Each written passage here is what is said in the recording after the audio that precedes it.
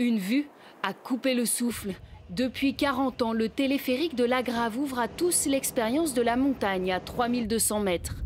Pas assez haut pour l'exploitant qui veut aujourd'hui remplacer ce vieux téléski par un téléphérique accessible aux piétons. Mais plus bas au village, le sujet divise profondément. Cet artisan est l'un des rares à s'exprimer. L'Agrave, on n'a jamais avancé et c'est peut-être l'opportunité de vouloir avancer un peu plus et de continuer comme ça.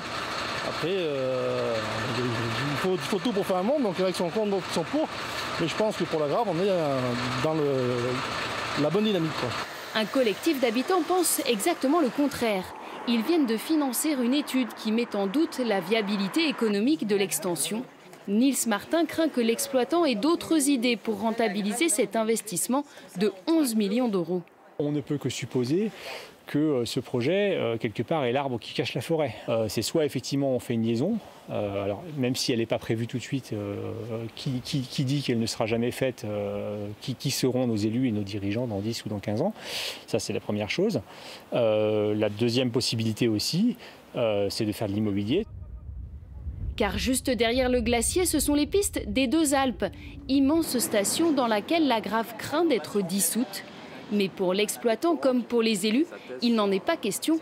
Rallonger le téléphérique est pour eux une modernisation nécessaire.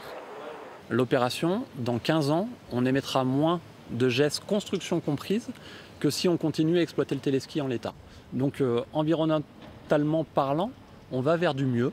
Pour ses défenseurs, l'extension du téléphérique doit aussi permettre de nettoyer ce site, puisqu'avec elle, on enlèvera cet ancien téléski devenu vétuste et ainsi, une nouvelle clientèle pourra se rendre plus facilement à 3600 mètres d'altitude.